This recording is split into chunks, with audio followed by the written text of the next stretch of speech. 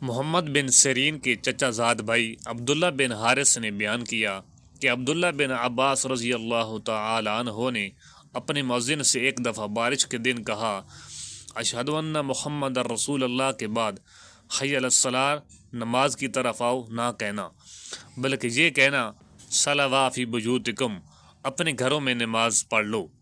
لوگوں نے اس بات پر تعجب کیا تو آپ نے فرمایا کہ اسی طرح مجھ سے بہتر انسان رسول اللہ صلی اللہ علیہ وآلہ وسلم نے کیا تھا۔ بے شک جمعہ فرض ہے اور میں مکروہ جانتا ہوں کہ تمہیں گھروں سے باہر نکال کر مٹی اور کیچڑ پھسلوان سے چلاؤں۔ صحیح بخاری حدیث نمبر 901۔ عمر بن حارث نے خبر دی ان سے عبید اللہ بن ابی جعفر نے کہ محمد بن جعفر بن زبیر نے ان سے بیان کیا، ان سے عروہ بن زبیر نے، ان سے حضرت عائشہ رضی اللہ تعالی عنہا نبی اکرم صلی اللہ علیہ وآلہ وسلم کی زوجہ مطہرہ نے، آپ نے کہا کہ لوگ جمعہ کی نماز پڑھنے اپنے گھروں سے اور اطراف مدینہ گاؤں سے مسجد نبوی میں باری باری آیا کرتے تھے۔ لوگ گرد و غبار میں چلے آتے، گرد میں اٹے ہوئے اور پسینہ میں شرابور، اس قدر پسینہ ہوتا کہ تھمتا نہیں تھا۔ اسی حالت میں ایک آدمی رسول کریم صلی اللہ علیہ وآلہ وسلم کے پاس آیا۔ آپ نے فرمایا کہ تم لوگ اس دن جمعہ میں غسل کر لیا کرتے تو بہتر ہوتا۔ صحیح بخاری حدیث نمبر 902۔ یحییٰ بن سعید نے خبر دی، انہوں نے عمرہ بنت عبد الرحمن سے جمعہ کے دن غسل کے بارے میں پوچھا۔ انہوں نے بیان کیا کہ حضرت عائشہ رضی اللہ تعالی عنہا فرماتی تھیں کہ لوگ اپنے کاموں میں مشغول رہتے اور جمعہ کے لیے اسی حالت میں میل کچیل میں چلے آتے، اس لیے ان سے کہا گیا کہ کاش تم لوگ کبھی غسل کر لیا کرتے۔ صحیح بخاری حدیث نمبر 903۔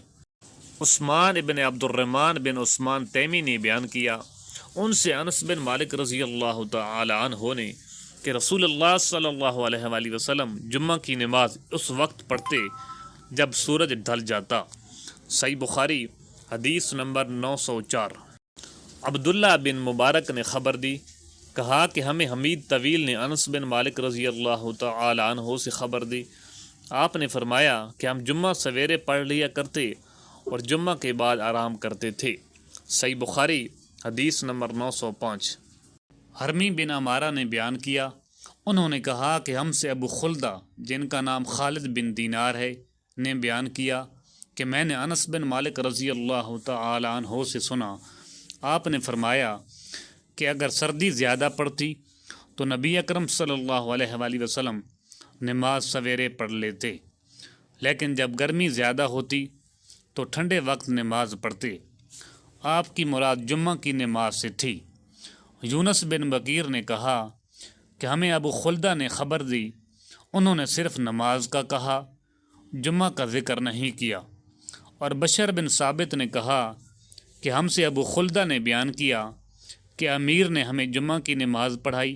پھر حضرت انس رضی اللہ تعالی عنہ سے پوچھا کہ نبی کریم صلی اللہ علیہ وآلہ وسلم ظہر کی نماز کس وقت پڑھتے تھے۔ صحیح بخاری حدیث نمبر 906۔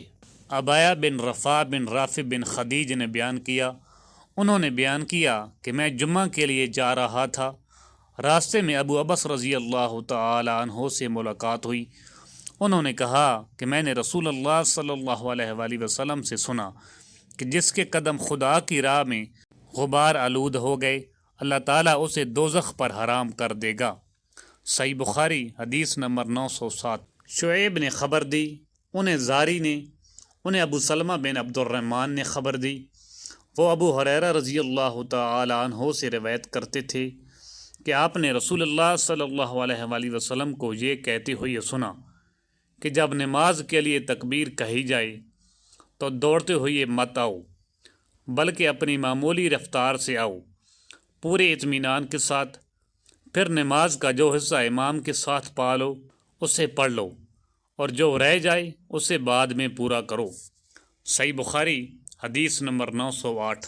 علی بن مبارک نے یحییٰ بن ابی کثیر سے بیان کیا، ان سے عبداللہ بن ابی قتادہ نے، امام بخاری رحمۃ اللہ علیہ کہتے ہیں کہ مجھے یقین ہے کہ عبداللہ نے اپنے باپ ابو قتادہ سے روایت کی ہے، وہ نبی کریم صلی اللہ علیہ وآلہ وسلم سے راوی ہے کہ آپ نے فرمایا جب تک مجھے دیکھ نہ لو صف بندی کے لیے کھڑے نہ ہوا کرو اور آہستگی سے چلنا لازم کر لو۔